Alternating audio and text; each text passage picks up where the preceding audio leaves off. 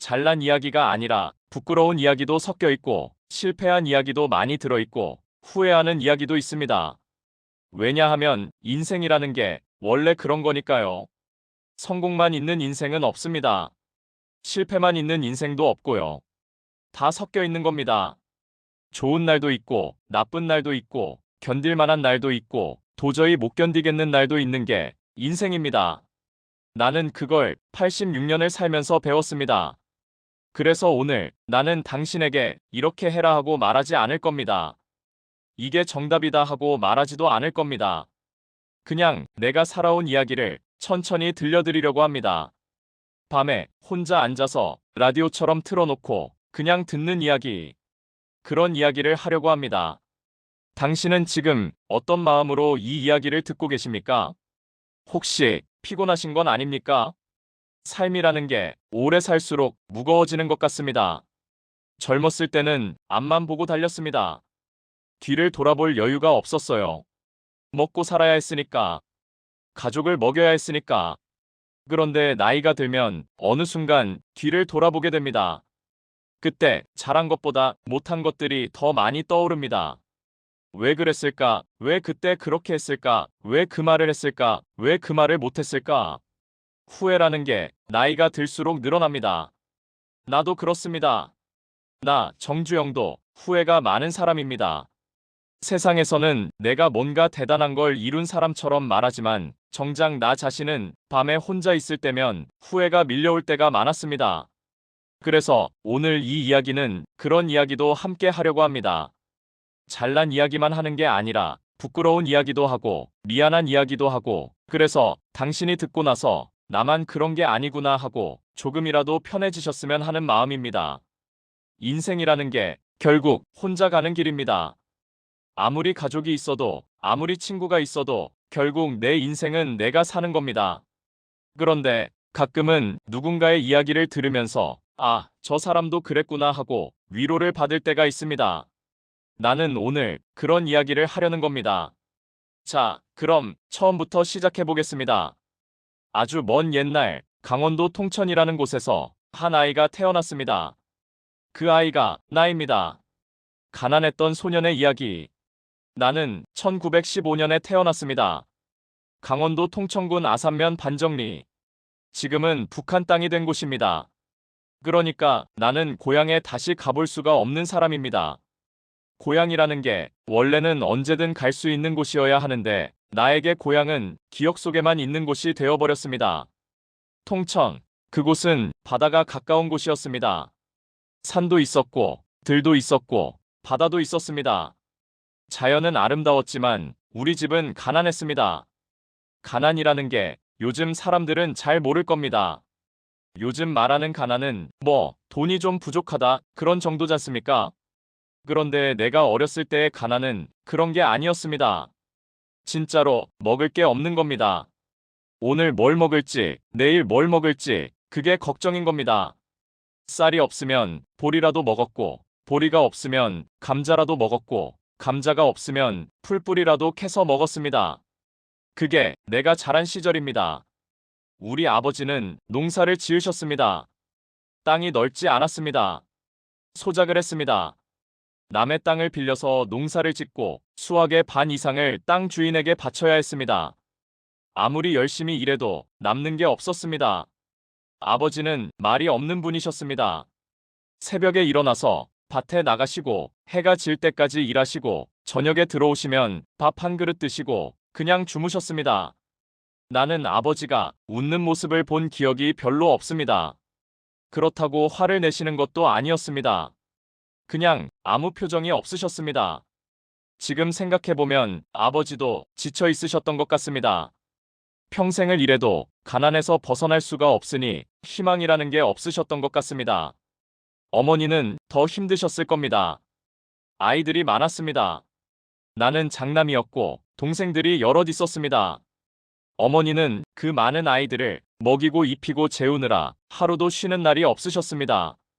새벽에 일어나서 밥을 짓고 아이들 챙기고 밭에 나가서 일하고 저녁에 돌아와서 또 밥을 짓고 빨래하고 바느질하고 그렇게 하루하루를 사셨습니다. 나는 어머니가 언제 주무시는지 몰랐습니다. 내가 잘 때는 어머니가 안 계셨고, 내가 일어나면 어머니는 이미 일하고 계셨으니까요. 가난이라는 게 그런 겁니다. 돈이 없다는 게 그냥 불편한 게 아니라 사람을 갈아 넣는 겁니다. 시간을 갈아 넣고, 몸을 갈아 넣고, 마음을 갈아 넣는 겁니다. 그래서 가난한 사람들은 웃을 여유가 없습니다. 꿈을 꿀 여유가 없습니다. 오늘 하루 살아내는 게 전부니까요. 나는 학교를 다니고 싶었습니다. 책을 읽고 싶었습니다. 글을 배우고 싶었습니다. 뭔가 더 넓은 세상을 보고 싶었습니다. 그런데 집안 형편이 그렇지 못했습니다. 아버지는 내가 학교 가는 걸 좋아하지 않으셨습니다. 공부해서 뭐 하냐? 농사나 지어라. 그게 아버지의 생각이었습니다.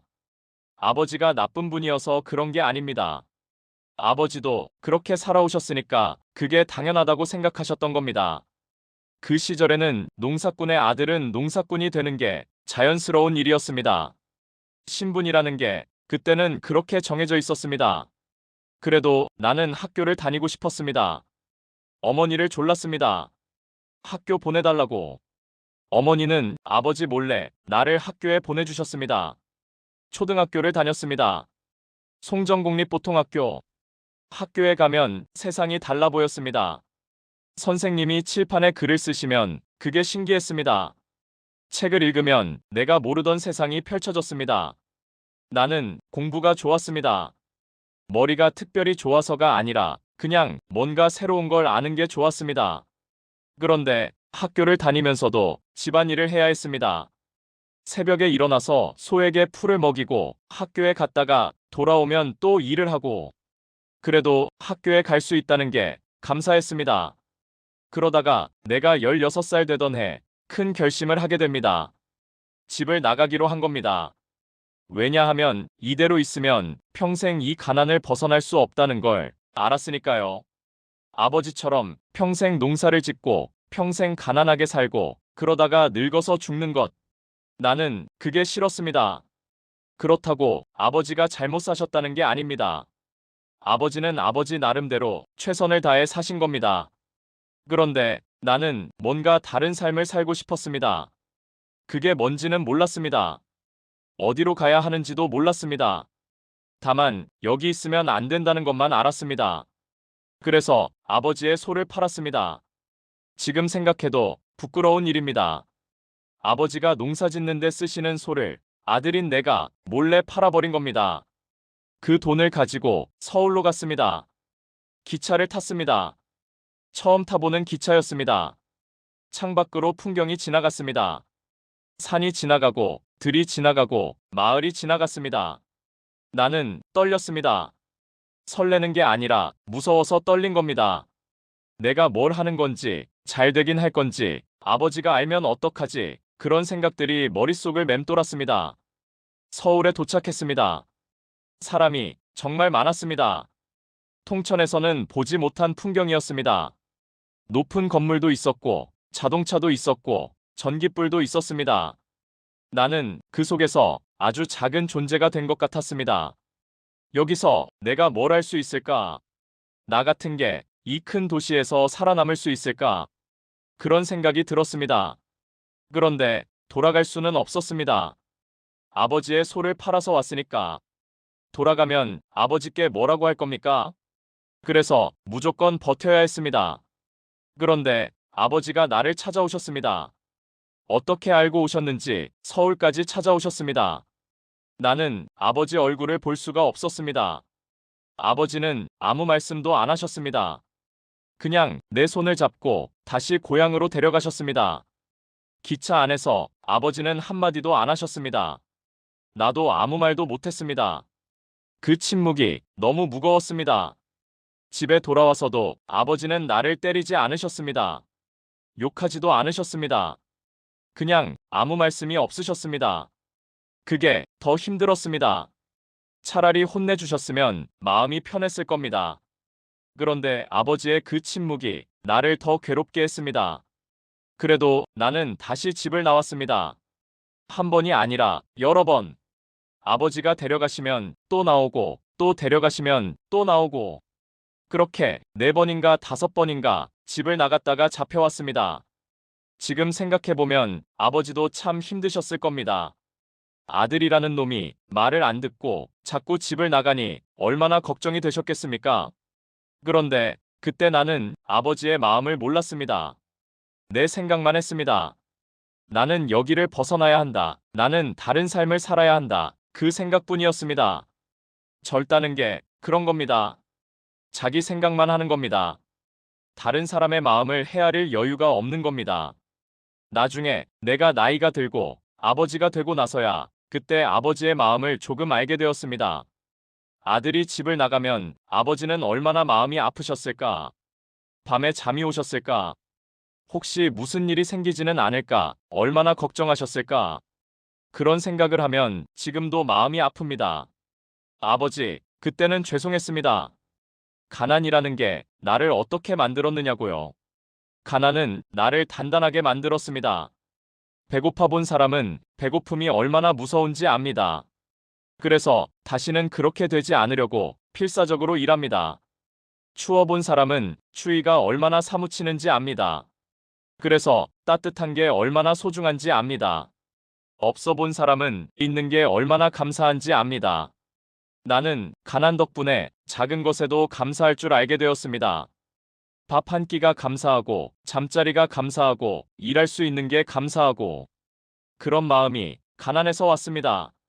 물론, 가난이 좋다는 게 아닙니다. 가난은 없는 게 좋습니다. 가난 때문에 고생하는 건 아무도 겪지 않아도 되는 겁니다. 그런데 이미 겪어버린 거라면 그 속에서 뭔가를 배울 수는 있습니다. 나는 가난에서 많은 걸 배웠습니다. 인내를 배웠고, 절박함을 배웠고, 작은 것의 소중함을 배웠습니다. 그게 나중에 일을 할 때 큰 도움이 되었습니다. 당신은 어떤 어린 시절을 보내셨습니까? 당신도 배고팠던 기억이 있으십니까? 가난했던 기억이 있으십니까? 있으시다면 나는 당신의 마음을 조금은 압니다. 그 시절을 살아낸 것만으로도 당신은 대단한 겁니다.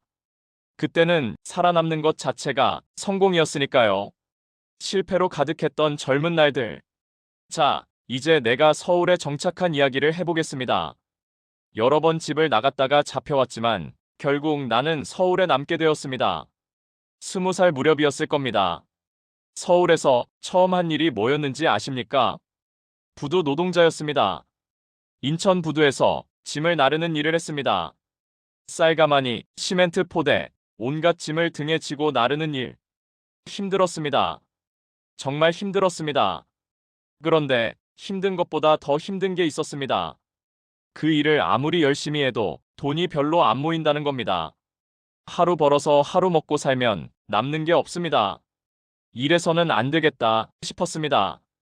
그래서 장사를 해보기로 했습니다. 쌀가게를 차렸습니다. 쌀가게라고 해도 대단한 게 아니었습니다. 작은 가게였습니다. 쌀을 떼다가 팔고 그 차액으로 먹고 사는 거였습니다. 처음에는 잘 되는 것 같았습니다.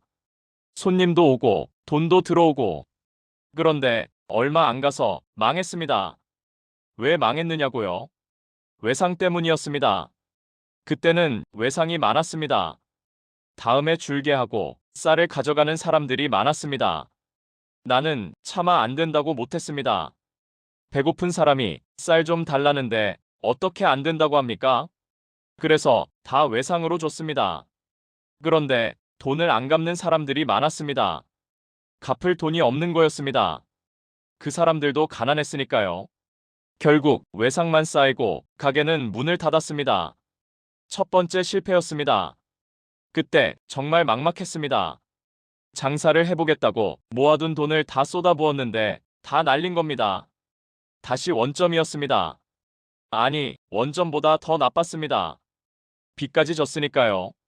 그때 처음으로 안 되나 보다 하는 생각이 들었습니다. 나 같은 놈은 뭘 해도 안 되나 보다. 가난한 집에서 태어나서 가난하게 살다가 가난하게 죽는 게 내 팔자인가 보다. 그런 생각이 들었습니다. 그래도 멈출 수는 없었습니다. 왜냐하면 멈추면 죽으니까요. 먹어야 하고 살아야 하니까 뭐라도 해야 했습니다. 그래서 이번에는 다른 일을 해보기로 했습니다. 자동차 수리공이 되기로 했습니다. 그때 자동차라는 게 새로운 물건이었습니다.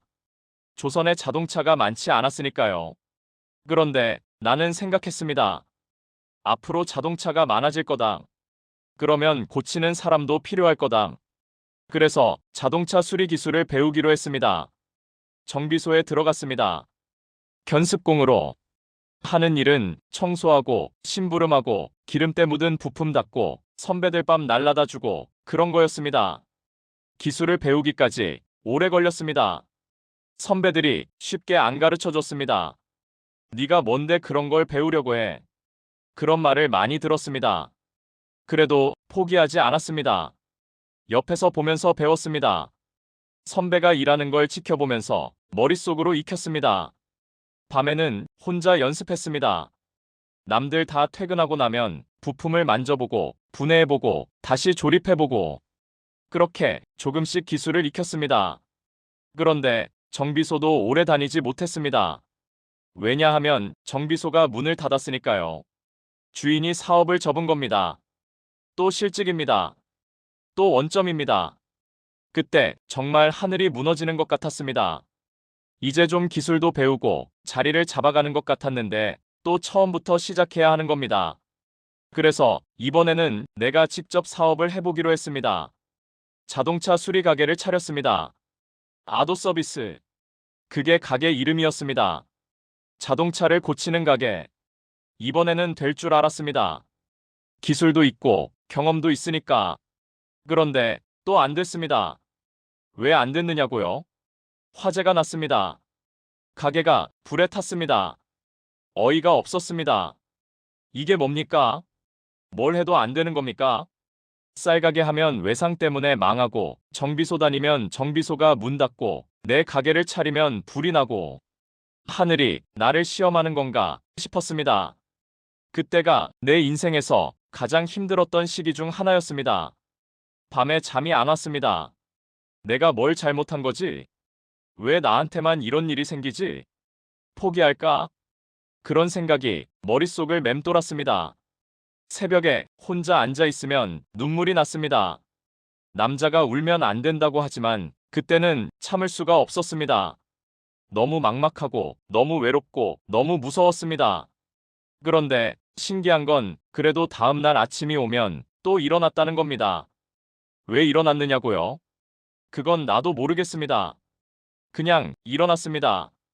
어떻게든 살아야 했으니까. 죽을 수는 없으니까. 아버지 생각도 났고 어머니 생각도 났고 고향에 두고 온 동생들 생각도 났습니다. 내가 여기서 주저앉으면 아무것도 안 됩니다. 그래서 또 일어났습니다. 또 시작했습니다. 지금 생각해보면 성공보다 실패가 훨씬 길었습니다.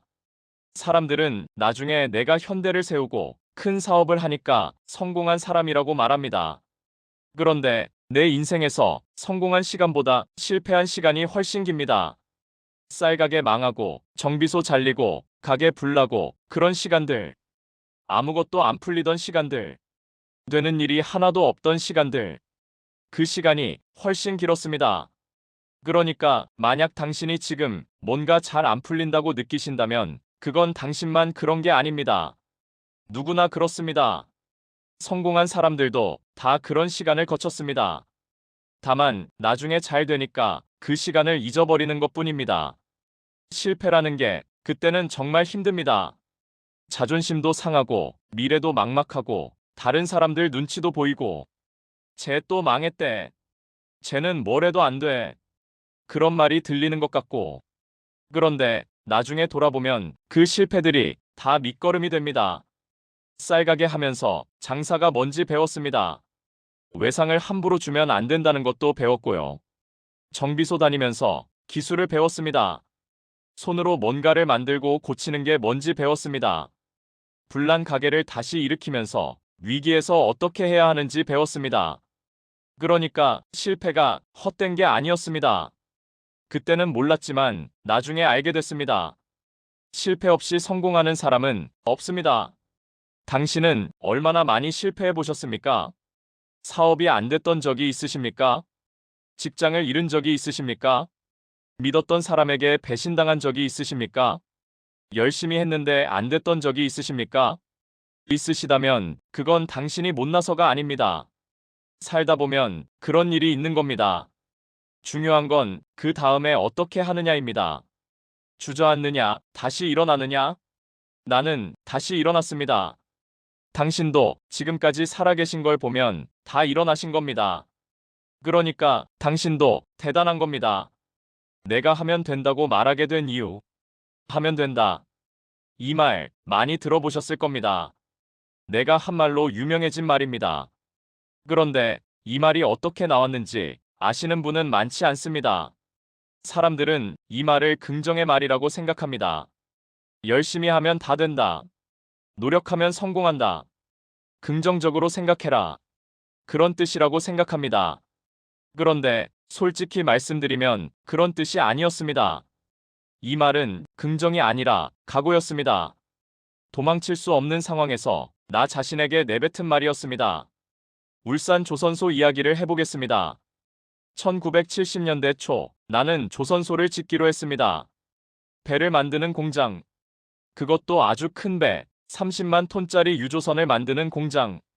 지금 생각해도 미친 짓이었습니다. 왜냐하면 그때 한국에는 배를 만든 경험이 없었으니까요. 작은 어선 정도는 만들었지만 30만 톤짜리 대형 유조선? 그런 건 꿈도 못 꿨습니다.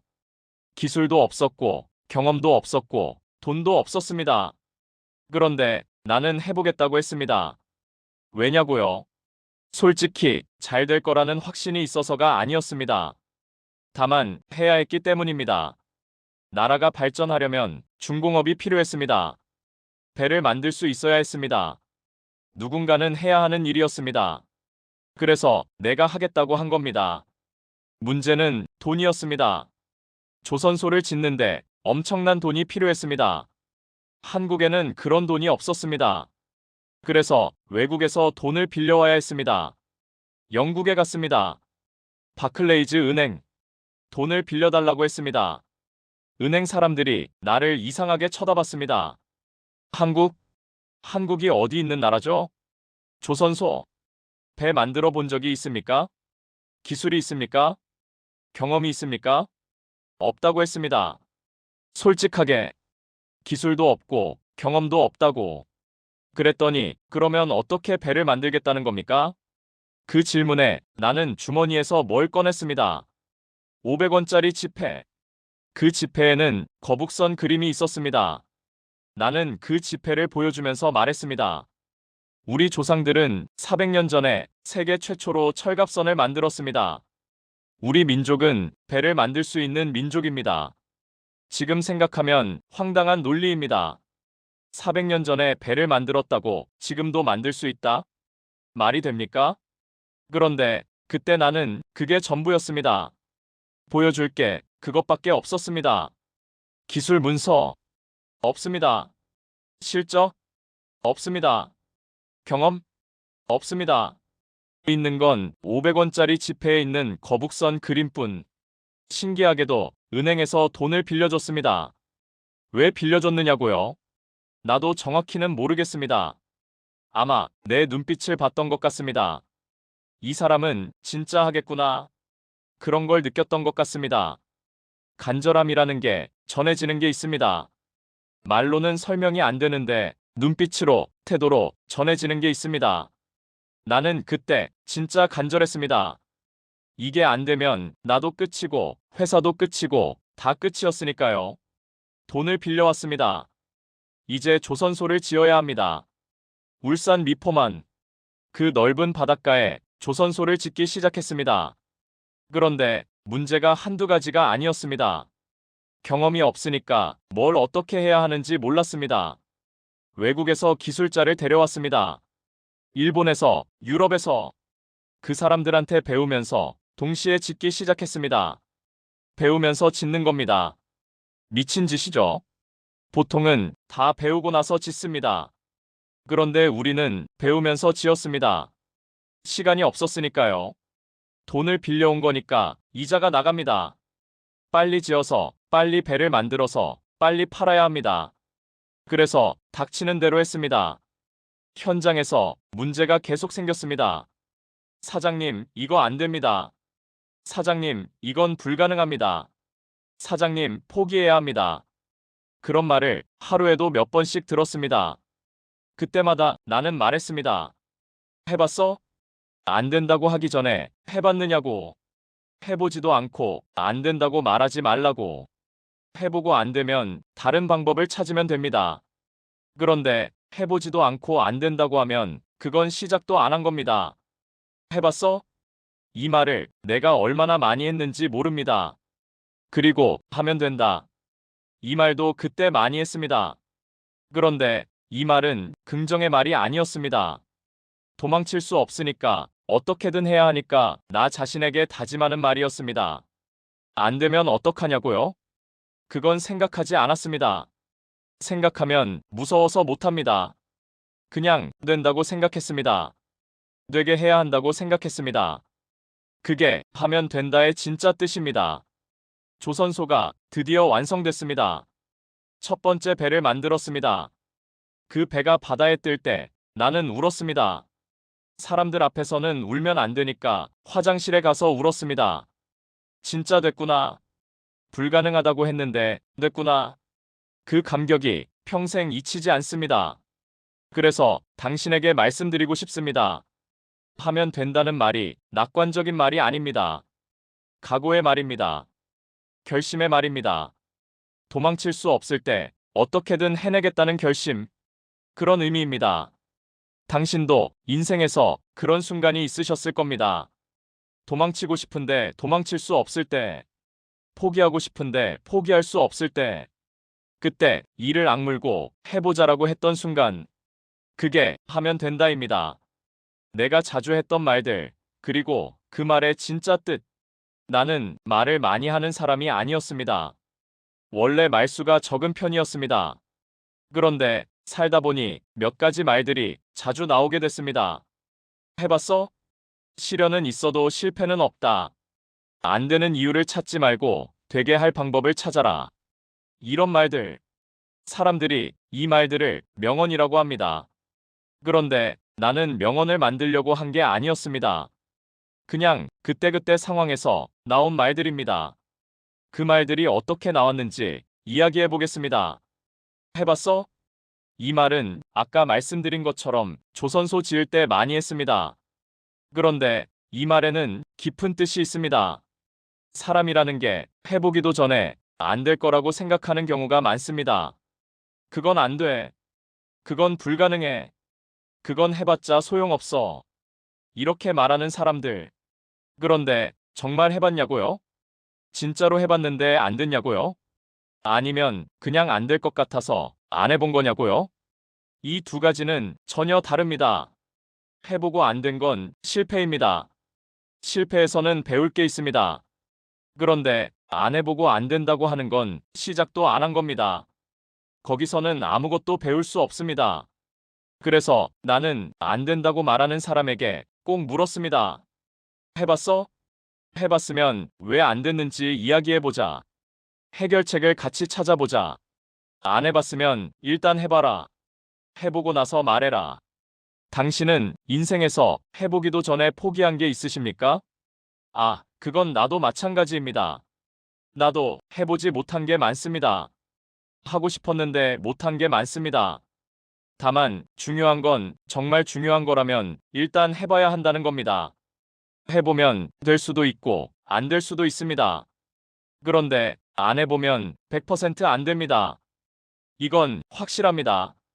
시련은 있어도 실패는 없다. 이 말도 많이 인용되는 말입니다. 이 말은 어떤 의미냐면요. 인생을 살다 보면 힘든 일이 있습니다. 어려운 일이 있습니다. 안 되는 일이 있습니다. 그게 시련입니다. 시련은 누구나 겪습니다. 피할 수 없습니다. 그런데 시련을 겪었다고 그게 실패인가요? 아닙니다. 시련은 시련이고 실패는 실패입니다. 시련을 겪었다고 끝이 아닙니다. 시련을 겪고도 다시 일어나면 그건 실패가 아닙니다. 실패라는 건 완전히 포기했을 때 그때 비로소 실패인 겁니다. 포기하지 않으면 실패가 아닙니다. 그냥 아직 진행 중인 겁니다. 나도 시련이 많았습니다. 쌀가게 망한 것, 가게 불난 것, 사업이 어려웠던 것, IMF 때 힘들었던 것. 그런데 나는 그때마다 포기하지 않았습니다. 그래서 실패라고 생각하지 않습니다. 시련이었지, 실패는 아니었습니다. 당신도 인생에서 많은 시련을 겪으셨을 겁니다. 사업이 안 됐던 것, 돈을 잃은 것, 사람에게 배신당한 것, 건강이 안 좋았던 것, 그런 것들. 그런데 당신이 지금 여기 계신다면 그건 실패가 아닙니다. 시련을 겪고 다시 일어난 겁니다. 그러니까 당신은 실패한 게 아닙니다. 안 되는 이유를 찾지 말고 되게 할 방법을 찾아라. 이 말은 회사에서 많이 했습니다. 왜냐하면 사람들이 자꾸 안 되는 이유를 가져오니까요. 사장님, 이건 기술이 없어서 안 됩니다. 사장님, 이건 돈이 없어서 안 됩니다. 사장님, 이건 시간이 없어서 안 됩니다. 안 되는 이유는 찾으면 끝이 없습니다. 뭘 하든 안 되는 이유는 있습니다. 그런데 안 되는 이유만 찾으면 아무것도 못 합니다. 중요한 건 되게 할 방법을 찾는 겁니다. 기술이 없으면 기술을 배우면 됩니다. 아니면 기술 있는 사람을 데려오면 됩니다. 돈이 없으면 돈을 빌리면 됩니다. 아니면 돈이 적게 드는 방법을 찾으면 됩니다. 시간이 없으면 시간을 만들면 됩니다. 아니면 더 빠른 방법을 찾으면 됩니다. 방법은 있습니다. 찾으면 있습니다. 안 되는 이유를 찾는 데 쓰는 에너지를 되게 할 방법을 찾는 데 쓰면 길이 열립니다. 당신은 인생에서 안 되는 이유만 찾았던 적이 있으십니까? 나도 그랬습니다. 젊었을 때 힘들면 왜 나만 이래? 라고 생각했습니다. 이건 안 돼 하고 포기했습니다. 그런데 나이가 들면서 배웠습니다. 안 되는 이유는 언제나 있습니다. 그런데 되게 할 방법도 언제나 있습니다. 다만 찾으려고 하느냐, 안 하느냐의 차이입니다. 이 말들을 왜 하느냐고요? 60대가 된 당신에게 지금부터 뭔가 해라라고 말하려는 게 아닙니다. 그게 아니라 당신이 지금까지 살아오신 걸 보면 당신도 이미 다 아시는 것들이라는 걸 말씀드리고 싶은 겁니다. 당신도 해봤을 겁니다. 해보지도 않고 포기한 게 아니라 해봤을 겁니다. 당신도 시련을 이겨냈을 겁니다. 시련에 무너지지 않고 다시 일어났을 겁니다.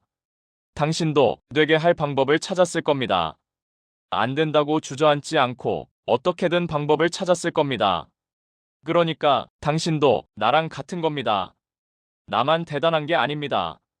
당신도 충분히 대단합니다. 가족 이야기, 아버지로서의 나. 이제 조금 다른 이야기를 해보겠습니다. 가족 이야기. 이 이야기는 하기가 좀 어렵습니다. 왜냐하면 부끄러운 게 많으니까요. 나는 사업가로서는 어느 정도 인정을 받았을지 모르겠습니다. 그런데 아버지로서는 잘했다고 말하기 어렵습니다. 나는 자식이 많습니다. 아들 6, 딸 2, 8명의 자식. 그런데 솔직히 말씀드리면 나는 그 아이들에게 좋은 아버지가 아니었습니다. 왜냐하면 집에 없었으니까요. 회사 일 때문에, 현장 때문에, 출장 때문에 집에 있는 시간이 별로 없었습니다. 아침에 나가면 밤늦게 들어왔습니다.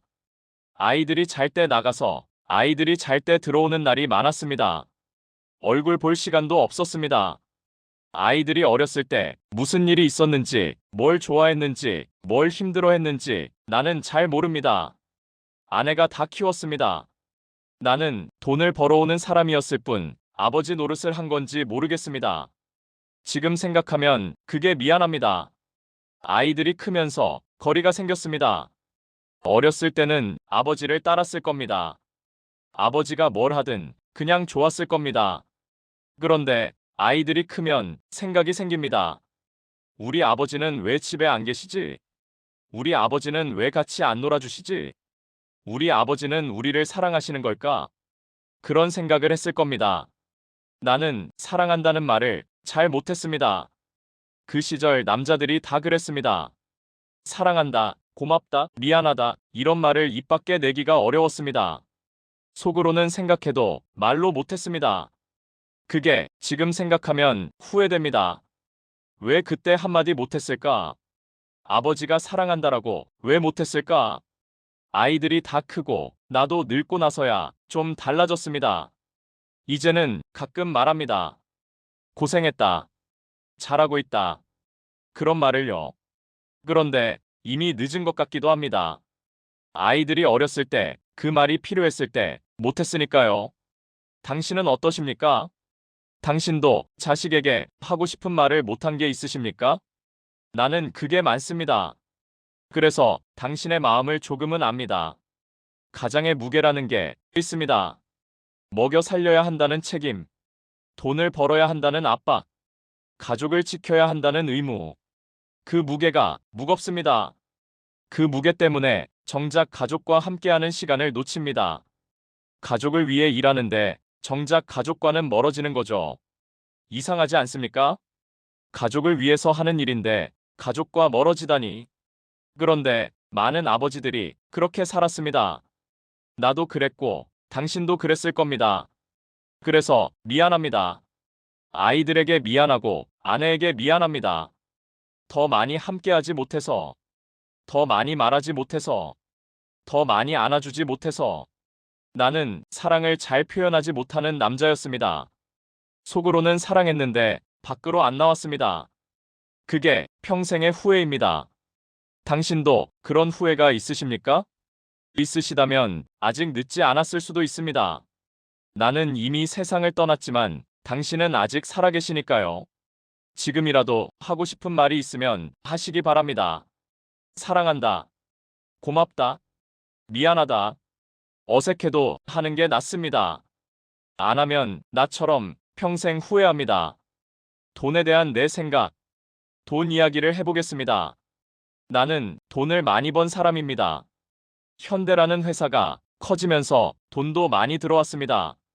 그러면 내가 돈을 좋아했느냐? 솔직히 말씀드리면 좋아했습니다.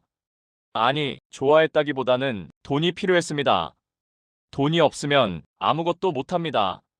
사업을 하려면 돈이 필요하고, 사람을 고용하려면 돈이 필요하고, 공장을 짓려면 돈이 필요합니다. 돈은 도구입니다. 뭔가를 하기 위한 도구. 나는 돈 그 자체를 좋아한 건 아닙니다. 돈으로 할 수 있는 일을 좋아한 겁니다. 그런데 돈이 목적이었느냐? 그건 아닙니다. 돈을 벌기 위해 일한 건 아닙니다. 일을 하다 보니 돈이 따라온 겁니다. 이게 순서가 중요합니다. 돈을 목적으로 하면 일이 이상해집니다. 돈을 벌기 위해 나쁜 짓을 할 수도 있습니다. 사람을 속일 수도 있습니다. 질 나쁜 물건을 팔 수도 있습니다. 그런데 일을 잘하는 게 목적이면 달라집니다. 좋은 물건을 만들려고 합니다. 고객을 만족시키려고 합니다. 제대로 하려고 합니다. 그러면 돈은 자연히 따라옵니다. 나는 평생 일을 했습니다. 일하는 게 좋았습니다. 현장에 가서 사람들과 함께 뭔가를 만들어내는 게 좋았습니다. 배가 완성되고 자동차가 완성되고 건물이 올라가는 걸 보면 뿌듯했습니다. 그게 나의 보람이었습니다. 돈이 보람은 아니었습니다. 그런데 돈을 벌고도 편하지 않았습니다. 왜냐하면 책임이 늘어나니까요. 회사가 커지면 직원이 늘어납니다. 직원이 늘어나면 그 사람들의 생계가 나에게 달려 있습니다. 내가 잘못하면 그 사람들이 일자리를 잃습니다. 그 사람들의 가족이 힘들어집니다. 그 책임이 돈보다 무거웠습니다. 돈이 많으면 행복한가요? 솔직히 잘 모르겠습니다. 돈이 없으면 불행한 건 맞습니다. 기본적인 것도 못하니까요. 그런데 돈이 많으면 행복한가? 그건 다른 문제입니다. 돈이 있어도 걱정은 있습니다. 불안은 있습니다. 외로움은 있습니다. 돈으로 살 수 없는 게 있습니다. 건강을 돈으로 못 삽니다. 시간을 돈으로 못 삽니다. 진심 어린 관계를 돈으로 못 삽니다. 나는 돈이 많았지만 잃은 것도 많았습니다. 시간을 잃었습니다. 가족과의 시간, 나 자신을 위한 시간, 건강도 잃었습니다. 무리하게 일하다 보니 몸이 상했습니다. 그래서 돈이 전부가 아니라는 걸 나는 압니다. 당신은 돈에 대해 어떻게 생각하십니까? 평생 돈 때문에 고생하셨을 겁니다. 돈 없어서 못한 것도 많으셨을 겁니다. 그런데 돈이 없어도 당신이 가진 게 있습니다. 가족이 있고, 추억이 있고, 살아온 시간이 있습니다. 그게 돈보다 소중합니다. 돈은 없어지면 끝이지만 가족과의 추억은 평생 남습니다. 사람과 일에 대한 철학. 일이라는 게 뭘까요? 젊었을 때는 일은 돈을 버는 수단이었습니다. 먹고 살려면 일해야 하니까 일했습니다. 그런데 나이가 들면서 생각이 바뀌었습니다. 일은 단순히 돈을 버는 게 아니라 나 자신을 표현하는 것이더라고요. 내가 뭘 할 수 있는지, 내가 어떤 사람인지 일을 통해 보여주는 겁니다. 나는 현장을 좋아했습니다. 사무실에 앉아 있는 것보다 현장에 나가는 게 좋았습니다. 조선소 현장, 공사 현장, 공장 현장. 직접 가서, 직접 보고, 직접 사람들과 이야기하는 게 좋았습니다. 왜냐하면 현장에 진실이 있으니까요. 사무실에서는 보고서로 이야기합니다. 숫자로, 그래프로, 정리된 내용으로. 그런데 현장에서는 날 것 그대로를 볼 수 있습니다. 뭐가 잘 되고 있는지, 뭐가 문제인지 현장에 가면 알 수 있습니다. 그래서 나는 현장에 집착했습니다. 사람을 믿는다는 게 뭘까요? 나는 사람을 믿으려고 했습니다. 물론 배신당한 적도 있습니다. 속은 적도 있습니다. 그래도 사람을 믿으려고 했습니다. 왜냐하면 믿어야 일을 맡길 수 있으니까요. 모든 걸 내가 할 수는 없습니다. 나는 한 사람이니까요. 회사가 커지면 수만 명이 일합니다. 그 사람들 하나하나를 다 감시할 수는 없습니다. 그러면 믿어야 합니다. 이 사람이 맡은 일을 잘 하리라고 믿어야 합니다. 물론 믿되 확인은 해야 합니다. 맹목적으로 믿는 건 바보입니다. 믿되 현장에 가서 확인합니다. 보고를 받고 확인합니다. 결과를 보고 확인합니다. 그래서 현장에 자주 간 겁니다. 믿으니까 안 가는 게 아니라 믿으면서도 확인하러 가는 겁니다. 리더라는 게 뭘까요? 나는 리더가 특별한 사람이라고 생각하지 않습니다. 리더는 그냥 책임지는 사람입니다. 일이 잘 되면 같이 기뻐하고 일이 안 되면 책임지는 사람. 그게 리더입니다. 잘 되면 내 덕, 안 되면 남 탓. 그런 건 리더가 아닙니다. 나도 리더로서 부족한 점이 많았습니다. 화를 낼 때도 있었고, 실수할 때도 있었고, 사람을 잘못 본 적도 있었습니다. 그래도 책임은 지려고 했습니다. 회사가 어려울 때 도망가지 않았습니다. 끝까지 붙어서 같이 해결하려고 했습니다. 그게 리더가 해야 할 일이라고 생각했습니다. 당신도 어떤 형태로든 리더였을 겁니다. 회사의 리더가 아니더라도 가정의 가장으로서, 동네의 어른으로서, 누군가의 선배로서 책임을 지셨을 겁니다. 그 무게가 얼마나 무거웠는지 나는 압니다. 잘하셨습니다. 늙음, 그리고 죽음에 대해. 나이가 들면 생각이 달라집니다. 젊었을 때는 앞만 봤습니다. 무엇을 이룰까, 무엇을 할까, 그 생각뿐이었습니다. 그런데 나이가 들면 뒤를 돌아보게 됩니다. 내가 뭘 했지? 잘한 건 뭐고, 못한 건 뭐지? 그런 생각을 하게 됩니다. 솔직히 못한 게 더 많이 떠오릅니다. 잘한 건 당연한 것 같고, 못한 건 계속 마음에 걸립니다. 그게 늙는다는 거 아닐까요? 후회가 쌓이는 거. 내려놓는다는 게 어렵습니다.